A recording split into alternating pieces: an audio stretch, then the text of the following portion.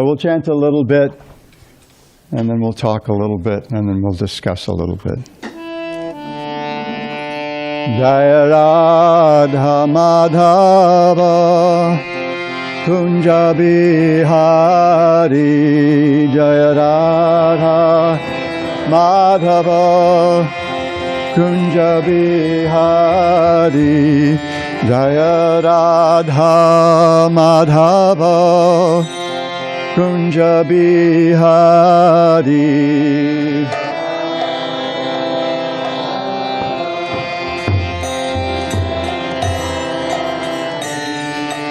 Gopi Jana Vallabha Girivardhari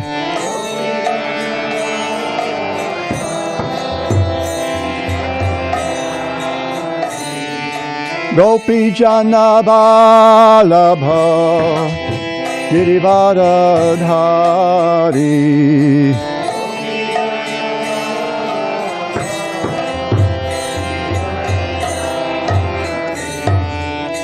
Yashoda Nandana Braja Janaranjana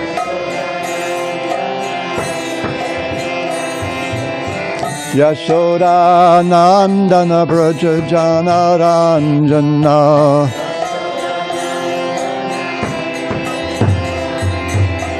Jamuna Tira Vanachari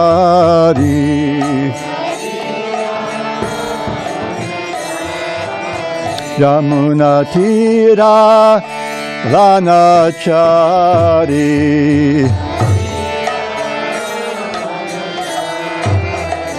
Jaya Radha Madhava Kunja Bihari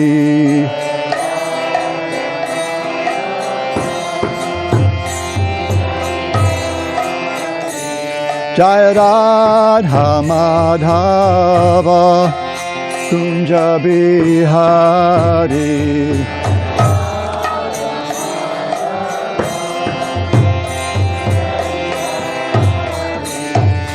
Gopi Jana Vallabha Girivardhari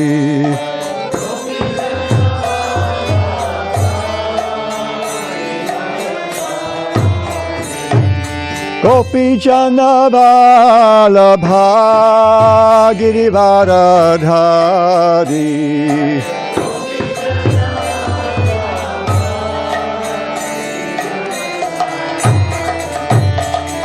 Yashoda Nandana Braja Janaranjana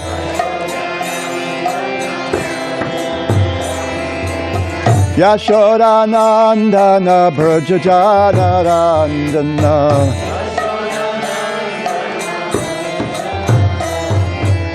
Yashoda Nandana Braja Janaranjana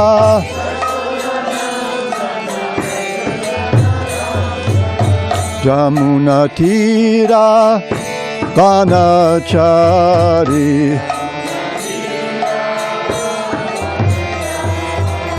Jamuna Tira Vanachari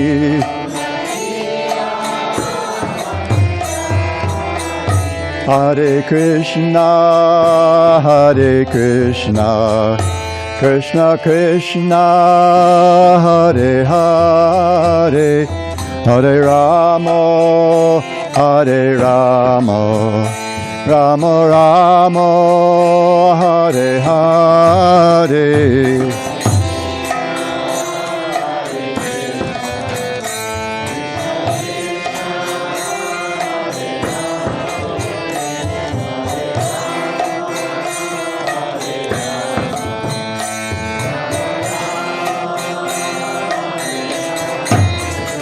Hare Krishna, Hare Krishna, Krishna Krishna, Hare Hare, Hare Rama, Hare Rama, Rama Rama, Hare Hare.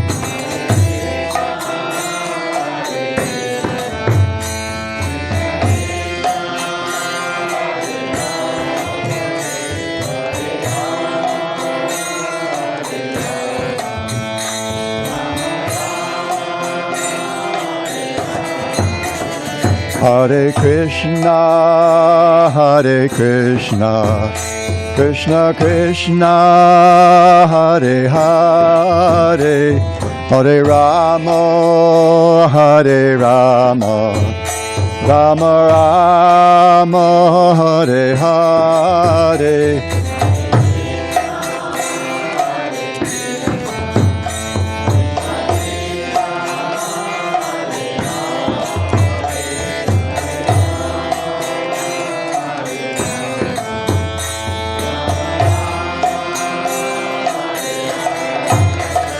Hare Krishna, Hare Krishna, Krishna Krishna, Hare Hare, Hare Rama, Hare Rama, Rama Rama, Hare Hare.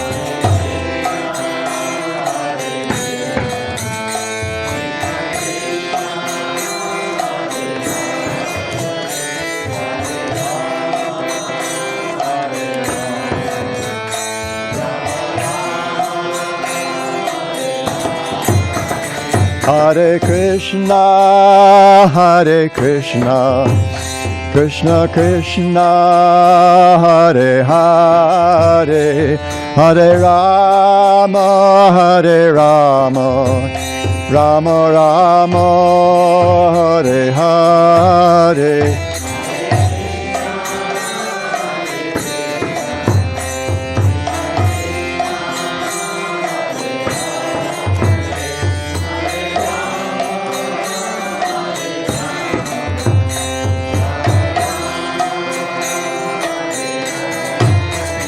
Hare Krishna, Hare Krishna, Krishna Krishna, Hare Hare, Hare Rama, Hare Rama, Rama Rama, Hare Hare.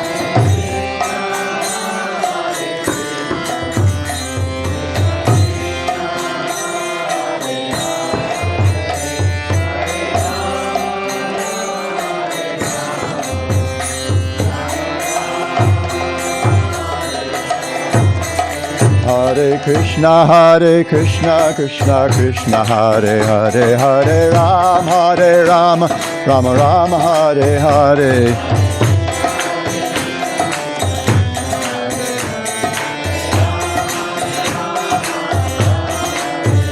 Hare Krishna, Krishna Krishna, Hare Hare, Hare Rama, Rama Rama, Hare Hare.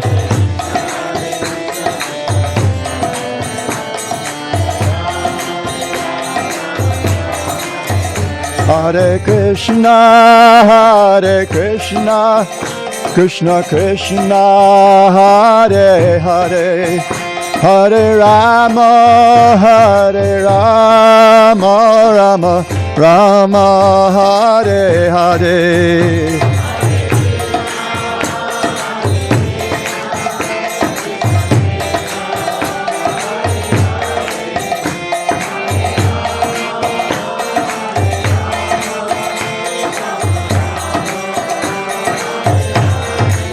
Hare Krishna, Krishna Krishna, Hare Hare, Hare Rama, Rama Rama, Hare Hare.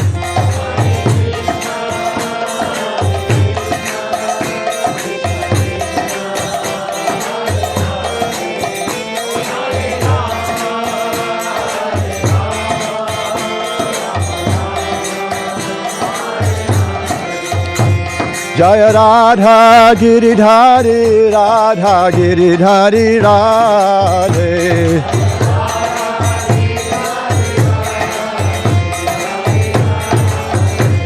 Jai Prabhupada, Jaya Prabhupada, Jaya Prabhupada, Jaya Prabhupada.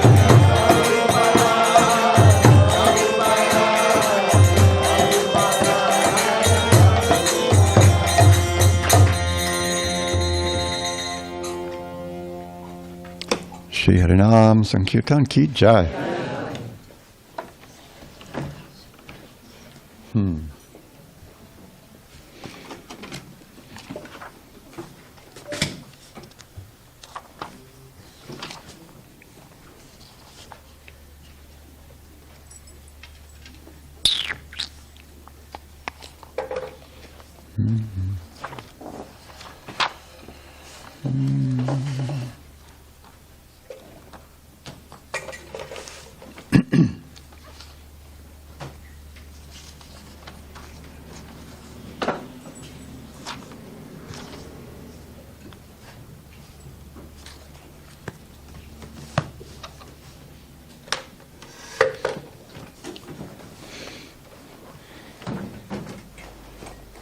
Well, this seems to, my theme this week seems to begin with invoking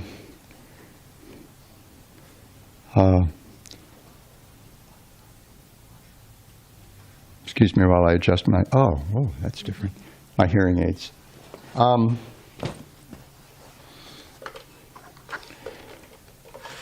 Invoking one of my favorite mundane American writers, Kurt Vonnegut Jr. When he would give talks, as he did often, he would say, he'd look around and he'd say, well, if this isn't nice, I don't know what is. And then tell a story about his Uncle Frank, who I guess on a summer's eve would sit on the porch and just kind of like groove on the nice weather and look at the crabapple trees or whatever was there. And he would say, if this isn't nice, I don't know what is. And it's just a way of appreciating what is, I guess. But this is nice. Have assembly of faithful souls, many of whom, as Tyler mentioned, I've known for a long time. My family lived here for 12 years, something like that, 12, 13 years, late 80s through the 90s. I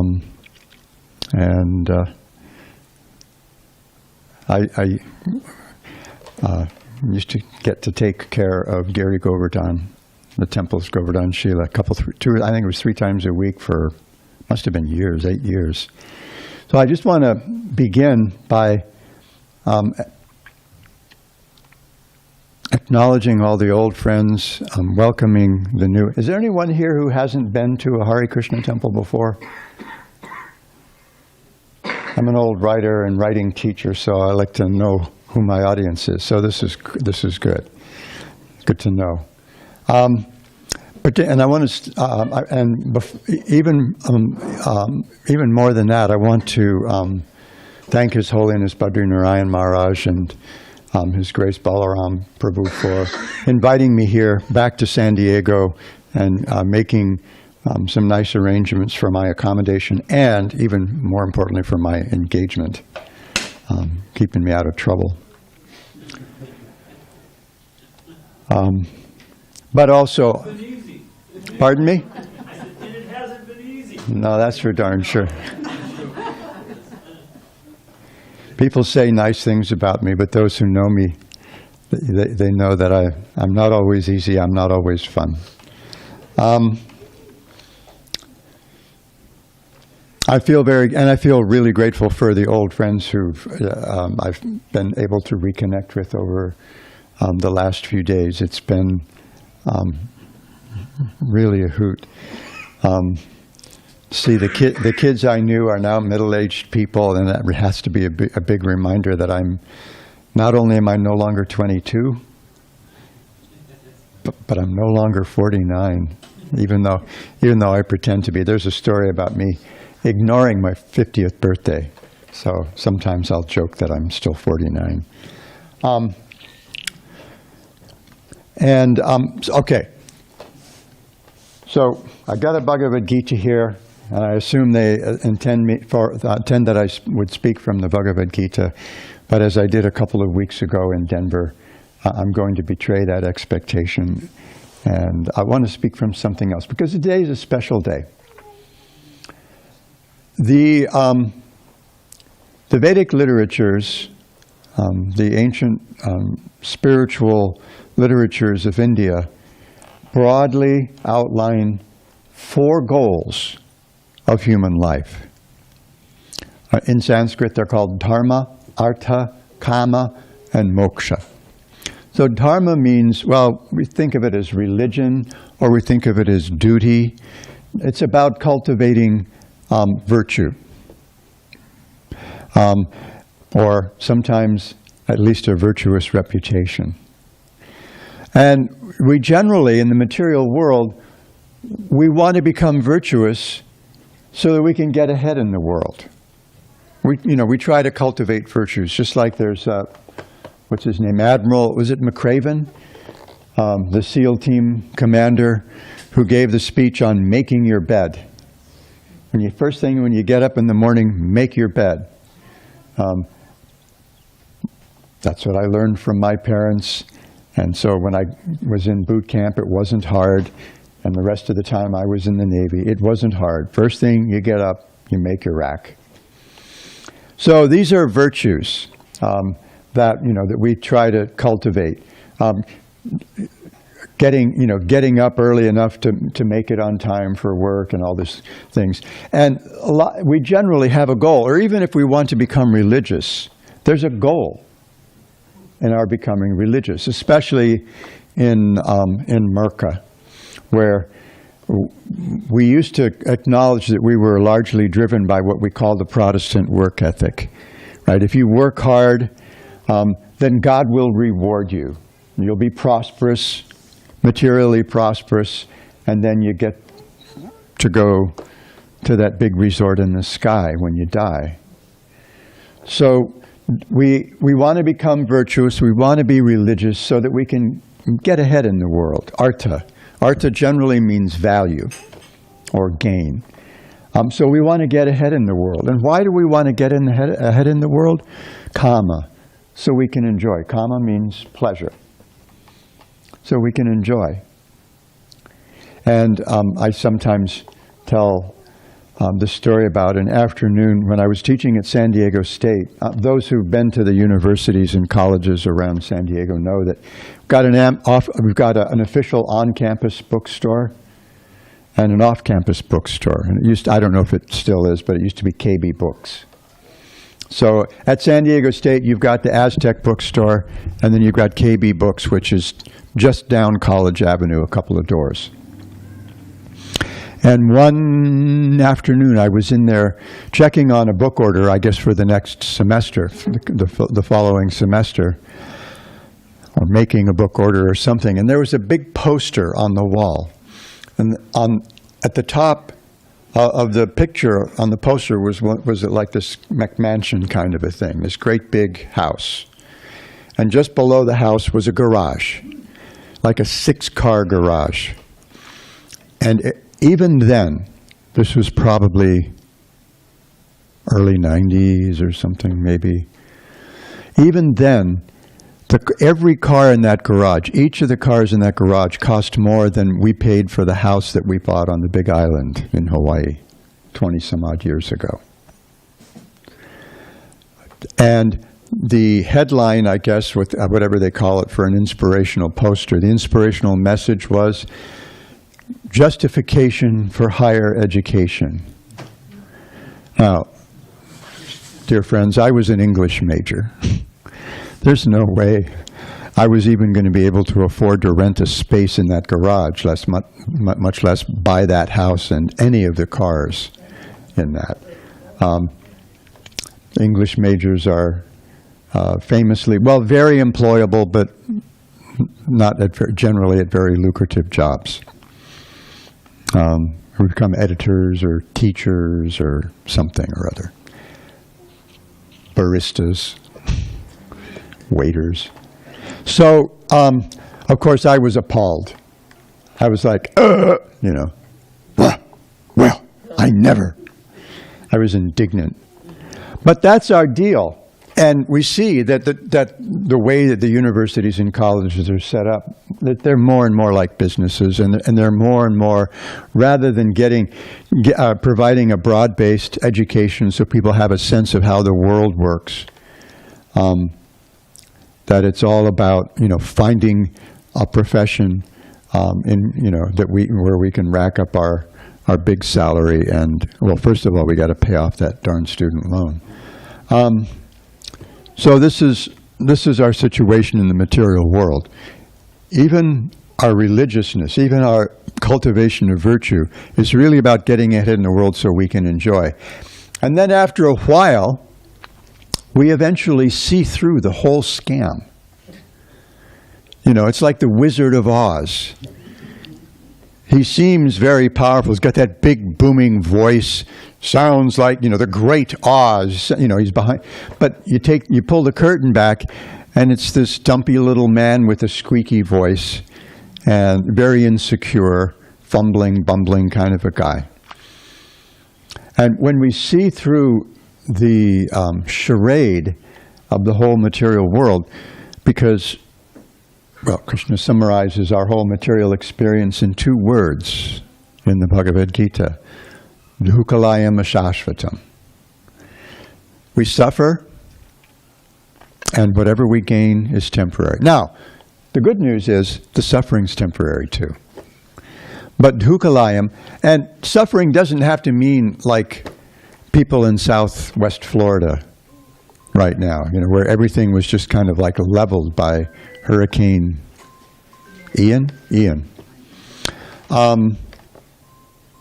Doesn't have to be something as drastic or colorful as that. I mean, we also suffer when we get in line at the store and the checker's a little slow, or we got I was going to say, little old lady. She's probably younger than I am. The little old lady who's paying for her purchase with coins from her little plastic squeezy coin purse. When that happens, I usually will turn around to the people behind me and apologize, because it happens quite frequently when I get in line. There's always that temptation to use the self-checkout line, but then I think, no, I want people to have jobs, so I'm just going to go wait in line. And then there's that little old lady who's probably 13 years younger than I am, counting out, the pennies and nickels from her coin purse to pay for her purchase. Or somebody snakes our parking spot. We're sitting there with our blinker on, waiting for the guy to pull out of the parking spot, and someone whips around the corner and right into the spot, and we're just sitting there like, what? That's also, that's also suffering. So it doesn't have to be some drastic, starvation in Biafra, or the Rohingya being massacred by Buddhists in Myanmar, or anything like that. Doesn't have to be anything really drastic like that, newsworthy like that. That stuff is suffering too. The Buddhists, sometimes, some Buddhist teachers will define that dukkha, that suffering, as just a sense of unsatisfactoriness. Things aren't going quite the way we meant. And ashashvatam. Everything's temporary. Everything that we gain is temporary. So we have these, and so then what do we want? Moksha, freedom, right? We want release from suffering. We want freedom from suffering. So those are the 4 broad goals of human life that are prescribed by the Vedic scriptures: dharma, artha, kama, and moksha. But the Bhagavad Gita, at the end of the Bhagavad Gita, Krishna tells us to give up all that stuff, and just take shelter of Him. In other words, engage in bhakti. And at the beginning of another of, as many of you know, our core texts, Srimad Bhagavatam, it begins right at the next step. Here's a text for people who have already completely rejected. What the Bhagavatam goes even a step further, and not just conventional dharma. Sarva dharman parityajya. That's what we hear at the end of the Bhagavad Gita. Give up all varieties of religion, Srila Prabhupada translates it as, and just take shelter in me exclusively. So the Bhagavatam begins with the next step. For those who have already given up all, and then it goes, the very strong language, kaitava dharma. Dharma prodchita kaitava paramo niramatsarana. For those who are completely pure at heart. How are they pure in heart? Because they're nirmatsaranam. They're completely free from any envy. In other words, they're not jockeying for position in the material world against anybody else. And because they're so pure in heart, they've given up all this cheating religion, dharma, artha. And so, what do we mean by cheating religion? Why cheating religion? Krishna Das Kavi Rajan, another of our main texts, Sri Chaitanya Charitamrita, when he discusses this verse, he says, when we talk about kaitava dharma, when we talk about cheating religion, we mean dharma, artha, kama, moksha, vancha. The aspiration for any of these four things. Why is it cheating religion? Because they're about me. Right? My virtue, my material progress, my pleasure, my freedom. It's all about me. So it's selfish. And we're being cheated of the real value of life. So the scriptures suggest a fifth goal of human life for those who are very fortunate. Panchama Purushartha, the fifth goal of life, prema, love for God, love for the absolute truth. And that love comes, this is one of the things that we learn right off the bat when we read Srila Prabhupada's introduction to his Bhagavad Gita as it is. I remember reading that and having my mind turned inside out several times reading that introduction. And one of the things was, there are 5 ways to love God. I thought, oh, okay. I thought love of God was just kind of love of God. But there are varieties, there are flavors of loving God. And they include friendship, parental kind of love, protective love, but also a kind more of an amorous, intimate relationship. There are different ways to love God. And so when I say today is a special day, this is the first day of, would we say, the most wonderful time of year? This is very special. This is the first day of a very special month, the month of Damodar, or the month of Karthik. And how is this a special month? Well, we read in the Bhakti Rasamrita Sindhu that there are 64 main practices for cultivating love of God. 5 of them are extremely powerful, so much that they're actually mentioned twice. So out of the 64, it's really more like 59. Because 5 of them are repeated at the end of the list for emphasis. Put right at the end, that power position in that text, that list of ways to culture our love for the absolute truth. And those are sadhu sangha, associating with saintly people; nam kirtan, chanting the holy names; bhagavat shravan, hearing about the Lord from sacred texts like Srimad Bhagavatam, like Bhagavad Gita, like Sri Chaitanya Charitamrita. Mathuravas, living in a holy place like Mathura or Vrindavan.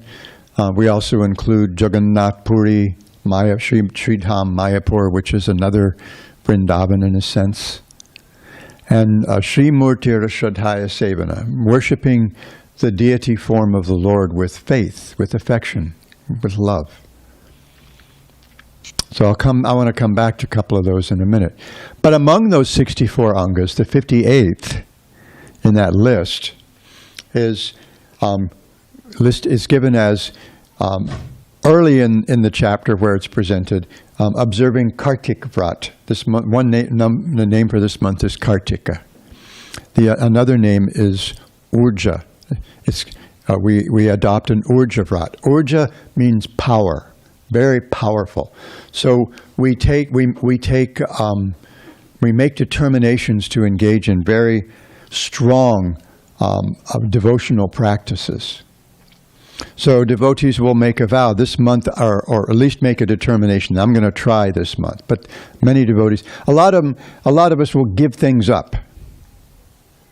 I won't eat this, or I won't do that. I won't watch Netflix. It's like Lent or something, it becomes like Lent. I won't eat chocolate all month or something like that. But other devotees add things. They add extra spiritual practice. They chant more. They study more. Maybe there's a particular chapter from the scriptures that they'll chant every day. And they just do extra service. And that's how a lot of us approach this month. Also, it's a really wonderful month because there's so many festivals celebrating different pastimes of Krishna's. It's called Damodar, the month of Damodar.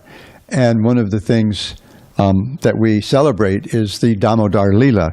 So there's a verse in the Bhakti Rasamrita Sindhu where Rupa Goswami writes about observing this month of Karthik or Damodar, observing these very strong vows for the month of Damodar. So he says, just as people know that Damodar is affectionate to his devotee, Damodar is a name for Krishna, toddler Krishna. The Damodar month is also affectionate to the devotee. Even a little service performed during that month yields great results. So any little extra thing that we do during this month, if that's our intention to try to increase our love for Krishna, yields results that are multiplied. Sometimes you read by 100 times, sometimes by 1,000, sometimes 10,000. In other words, they become even more powerful. And Urja also suggests Radharani, one name for Radharani, Krishna's consort that we see to his left on the altar. She is his pleasure potency. She is the personification of bhakti. And as such, she is actually the most powerful force in the world. This bhakti is so powerful that it has the ability to completely eradicate the results of even nasty things that we've done. We see that toward the end of the 9th chapter of the Bhagavad Gita. Krishna says that even if they're really focused on worshiping me alone, but if out of bad habit, bad association, or order, even if they do something really awful, you should consider them saintly. And he tells us in the next verse that it's actually a way of glorifying bhakti, not excusing the ill behavior of any practitioner. Because such a person will be rightly situated and very quickly come to the right standard by the force of bhakti. And there's a verse in the Vedas that tells us bhakti alone has the power to bring us near to Krishna. Bhakti alone has the power to show us Krishna. Bhakti alone has the power to control Krishna. Therefore, the verse says, bhakti is the most powerful thing of all. It even has the power to control the absolute, the supreme controller. Love is that powerful. There are different ways. We can control people by force, and that's hard, and it ain't fun for anybody, really. I mean, even sadistic people, it becomes a little laborious for them just to be nasty all the time, I think. I would imagine. I'm only nasty some of the time. But to be nasty, and that's exhausting. Not to mention embarrassing, and you want to drop off the face of the earth for the next 10,000 years, have people forget your name. But to be that like that all the time, that's got to be really, really exhausting. So we can control people by force, or we can control them by love, and that's easy. I mean, we're just saps for a little affection.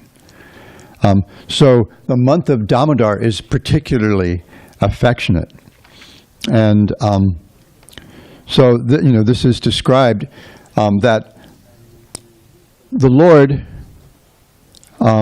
being worshipped especially in Mathura Mandala, in the circle of Mathura, which includes Vrindavan. This is this is pretty much the holiest place in the universe, the most sacred, spiritually powerful place in the universe. If you worship him a little bit there during this month, then you get love for Krishna. You could worship God anywhere else, and you might be able to get liberation if you do everything perfectly. That's the thing. Here's the thing: the difference between bhakti and everything else. If we want to get ahead in the world, we got to do things right. If we want to be religious, you got to go to church. You got to go to confession if you belong to that church. You got to tithe. You got to do all this stuff. And then there's a bunch of stuff you have to not do as well. And if you want some kind of yogic power, you got to do that perfectly. And you have to be, according to the Yoga Sutras, I hate to break it to you, you might not hear this at your yoga class at the Pilates place, celibate. All your attention has to be focused on that practice. In the Yoga Sutras, asana, the positions, the poses, they're addressed there. But any guesses as to how much of the Yoga Sutras actually address the postures, the asanas? Let's hear the wildest guesses. How much? One sentence. Somebody studied the Yoga Sutras. 1%, one sentence. Out of 1,200 words in the Yoga Sutras, 11 or 12 words address asana. So maybe 1%. And the reason for that is we have to be fit to sit. I'm not right now. I start squirming after about 6.5 minutes. I try to sit down on the floor. And getting up, I just wait until everybody else leaves the room. It's a little rough when you get close to 30. Getting old is not quite as much fun as it's advertised to be. He says the Lord doesn't give bhakti very easily because bhakti controls the Lord. Now, the Lord likes to be controlled by love, but he doesn't want to be controlled by the force of karma, by the force of yoga, or even by the force of the kind of jnana that gets you liberation. That doesn't interest him. What interests him is love. He tells us that at the end of the Bhagavad Gita. Manmana bhava madbhakto madhyaji mam namaskuru. Prabhupada, once there's a story about some of Srila Prabhupada's sannyasis going off to some outrageous place, maybe Pakistan or something like that. And they asked Srila Prabhupada for, what do we need to remember in order to be successful? And Srila Prabhupada says, always follow the 4 regulative principles. And then he clarified his remark. Manmana bhava madbhakto madhyaji mam namaskuru. Engage your mind always in thinking of me. Manmana bhava madbhakta, become my devotee. Madhyaji, worship me. Mam namaskuru, offer your obeisance, your obedience to me. In other words, he's saying, just love me. And then he tells us how to do it. Forget everything else and make everything about me. That's all. Isn't that what the ladies want when we express our interest in them? They want us to be all about them, And if we're talking our fiance up or something, we're actually texting our bros about what we're going to do after the date's over or something like that. She's going to lose interest really fast. Krishna is a person. He wants our attention as well. So, however, we can achieve bhakti, we can achieve love for the Lord very easily just by serving Damodar during the Karthik month in Mathura. So therefore you see lots of devotees. We just had 2 leave yesterday. Was it yesterday? They left yesterday. Yeah. And I met someone in Chula Vista Friday night who's leaving Monday or Tuesday, tomorrow or Tuesday, I think, for Vrindavan, for Karthik. So lots of devotees are going there. If you're thinking of booking a place in Vrindavan, it was too late about 3 months ago. There aren't any spaces. There's no place to stay there. It's going to be packed. So devotees go there to serve, but we can also do that here. We have things that we engage in here. You know, we sing this song to Lord Damodar, and we do all these other things. So and then so we have the Damodar Leela, which a lot of us know about, where Krishna becomes under the control of Mother Yashoda's love. She puts him down to go attend to the special milk that she has on the stove. When it starts to boil over, she puts him down. He throws a big fit. There's a whole big Leela that ensues. And she tries to tie him up to keep him from getting in trouble. And she keeps trying, and they're cowherds. Cowherds, I mean, what you have around the house when you're a cowherd is rope. So she gets all the rope in her home, and then she goes to the neighbor ladies, and she keeps coming up 2 fingers too short. And those 2 fingers represent 2 things: effort and grace. We make an effort to make ourselves available for grace. It's kind of like, what are you going to do when it rains? You're going to work hard to keep your umbrella up, or you're going to throw it away so that you can get drenched. Just get drenched, you know. I mean, you have to make some effort to do it. A little determination. I'm going to throw my umbrella away and just get drenched. But there are other Leelas as well. There's the Govardhan Leela that we'll celebrate, especially here. I do remember the Govardhan festivals here. They're hard to forget. As one lady put it some years ago, the Hare Krishnas really know how to throw a party. That was when her very expensive sari got hit by a gulab jamun or something like that. It had to be dry cleaned. But her response was a joke, a laugh. Oh, these folks really know how to party. So there's the Govardhan Leela, which is all about taking shelter of Krishna. And then there are other wonderful Leelas as well. Gopashtami, when Krishna gets a little bit grown up. Actually,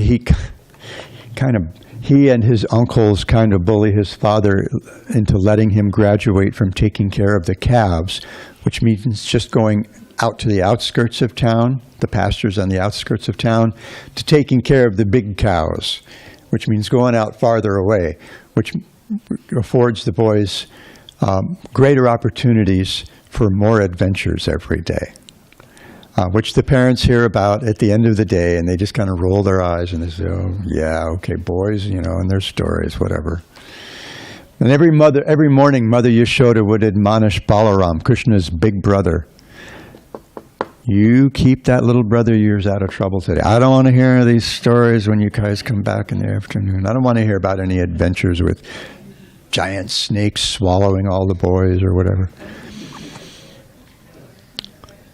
And also, according to some sources, associated with Gopashtami is this wonderful Leela where Radharani dresses up like a cowherd boy. She switches clothes with Krishna's most intimate friend Subal, so that she can sneak away from the house and go meet Krishna in the middle of the day. Because they look very much alike. Subal and Radharani, their features are almost identical. So there's this whole story, you know, we can talk about then. So this is such a wonderful month. It's a month full of spiritual power and spiritual fun and spiritual endeavor, which gives us greater rewards than we can imagine if we just make that little bit of effort, that's just 1 finger's worth of effort. And of all the different practices for cultivating love for God, we know those 5 that I talked about a couple of minutes ago, 5 most powerful things. And among the, associating with saintly people, chanting the holy names, hearing about Krishna, the glories of Krishna's name, form, qualities, and pastimes from Srimad Bhagavatam and other scriptures, living in a holy place and worshiping the deity with love. But out of these 5, the most powerful is the chanting of the holy name. And this has been my kind of sub-theme throughout the week. This is what we do. we chant Hare Krishna. We're the Hare Krishna people. And so this is what we do. So I'll stop here and entertain any questions or comments or any discussion for a couple of minutes because we have more kirtan to do. I see one of our favorite, where'd he go? One of our favorite old-timey kirtan singers here, also from Hawaii, a long time ago. Any questions, comments, anything?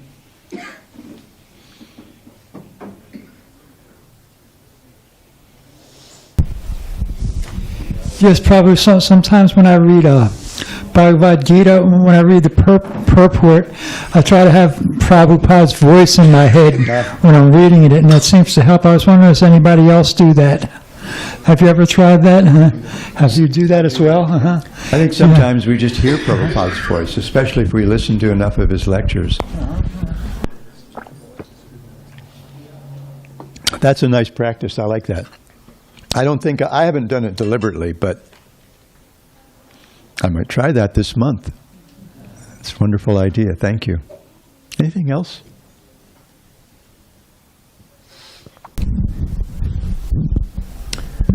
Guru Krishna Prasade Pai. Yes, sir. Well, it's just so good to see you again. Same. Thank you. Did you mention any kind of vrata that you had thought of or made today? I have a list that I do every month. Generally, you don't broadcast it because it might take away some of the. I mean, it's not like, oh, this is how spiritual I am. I'm going to chant a bazillion rounds of japa this month or something like that. Look at me. But yeah, there are things that I do. I mean, I increase my japa. There's a chapter of the 10th canto that I read, that I've read during Karthik for, I don't remember how many years now. It's the 31st chapter, the Gopi Gita. It's a short chapter, but it's particularly, I think reading it makes a kind of appeal to Radharani for attention. And Karthik, this is also her month.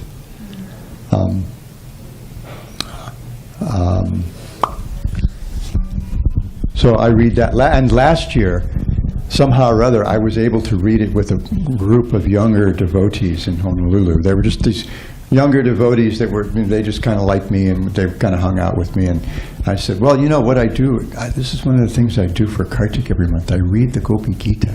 Anybody want to join me? And so I would read there'd be usually 6, 7, 8 of us, maybe 9 some nights. And there was one devotee who was there every single day, never missed. So that was just kind of cool, chanting it with other devotees. It was really sweet. And some other things that I do. But I increase my chanting, and I make I make time every day to read. I haven't done it yet today. I have to do it before I go to bed tonight. Ooh, really good time to do it. But stuff like that. Things, or do more service for the devotees. I don't remember what it was today, but I just thought, I got to do some Vaishnava Seva. My day is complete. I don't remember what it was this morning. But it kind of made the day fun. It was a fun way to start the day. But things like increasing our chanting, increasing our hearing, maybe offering nicer things to our deities, the deities at the temple, bringing things for the deities at the temple, or offering or offering nicer things to the deities at home. More kirtan. Is that okay? We have time for one last question.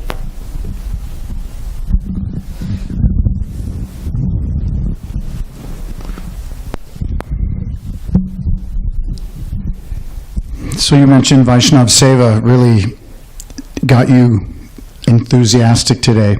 So for us that don't live close by where we can perform direct Seva, and we understand that chanting the Hare Krishna mantra is also Seva, can you elaborate on how important the chanting of the Hare Krishna mantra is when we're not doing anything other than chanting? Well, it's important. Oh, it's important when we're not doing anything other than chanting. It's important when we're doing other things. I remember one day I was walking across the SDSU campus, and I realized, I was walking from one class to another, maybe from my office to a class, I don't remember. I was walking past the International Student Center. It's a little park kind of a thingy in the center of the campus. I don't know if it's still there. I'm sure, I guess it must be still there in some form, but the whole place is like a big mall with a trolley station now, I understand. I don't know what they've done to that campus. Things fall apart when I leave, you know. But I was walking across campus, and I just all of a sudden realized I was chanting Radhe Radhe Govinda, and I was just doing that, chanting, walking across the campus, and I thought, oh, I must have had a good morning today. So whatever we do, we try, we try to find some way to connect it with Krishna, even if it's just by chanting or remembering something about Krishna, some of Krishna's pastimes, or reflecting on some of his qualities, or the qualities of his and pastimes of his devotees as well. They're all equally spiritual. They're all equally transcendental.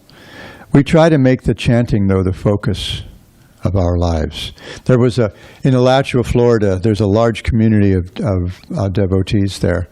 And on Thanksgiving weekends, they have what they call the Festival of the Holy Name. And they have 4 or 5 nights of kirtan leading up to it. And then Friday and Saturday after Thanksgiving, they have 12 hours of kirtan, 12 plus hours. Friday, about 12 hours of kirtan, maybe 13, goes on 13 or something. And Saturday night, sometimes they just go to 11:30, so it'll turn like 13, 14, 15 hours of kirtan over the weekend. And then more on Sunday, a kind of a closing ceremony, which just means more kirtan. But one year, and they have a theme for each of the festivals each year, and one year the theme was, this is what we do. So the swag they sold, the T-shirts and tote bags or whatever it was they had that on it. This is what we do. Like a picture of kartals and mridungas and harmonium or something, And I thought, God, I wish I were there this year. I'd get one of those T-shirts. I just like that idea. This is what we do. This is who we are. So yeah, we always try to focus on chanting Krishna's holy names as much as possible. And it's not a chore. It's not a chore. Especially once we begin to develop a taste for it. Is that helpful at all? Very helpful, thank you. Thank you. Yeah, Wonderful discussion. The hook is going to come, so. Let's give a big thank you for that wonderful discussion. More kirtan. Hare Krishna. This is what we do. So the program's still going strong? Yes, please, Maharaj. To Maharaj.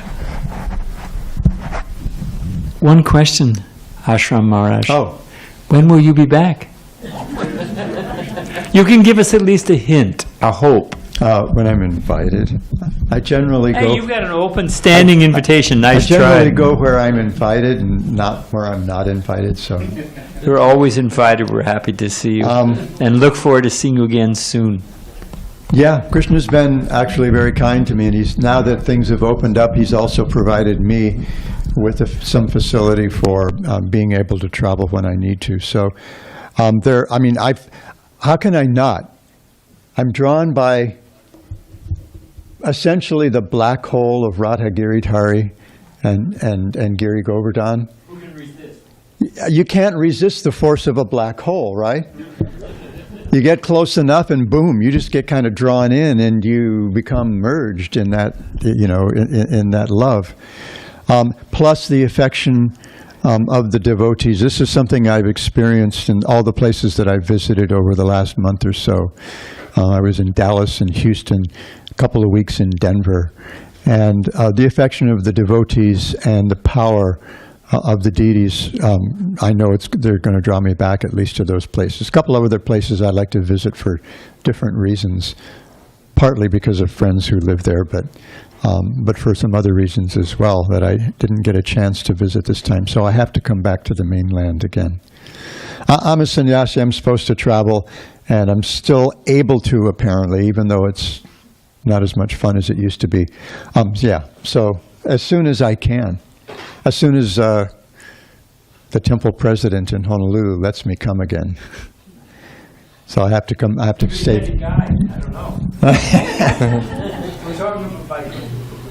Haribol. For those who don't know, our old friend Vaikuntha Prabhu has agreed. He and Janavi have agreed to come try out managing the temple in Honolulu. Wow.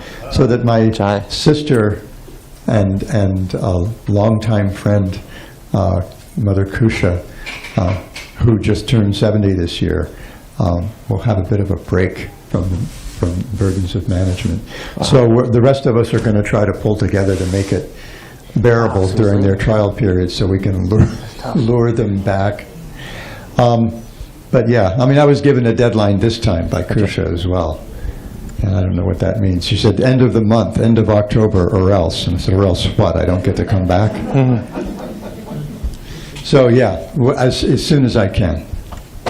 Especially when it's not winter. Well, for sure, that leaves a huge hole in our morning program, Vaikuntha, if you're gone. So please join us for morning program to help fill that hole. And do it this month, because we're singing Dhammadraska prayers and lighting lanterns for, so please come this month. It's a good month. But now we're going to have a really fired up, awesome kirtan with 2 drums. Guru Krishna is going to lead us home.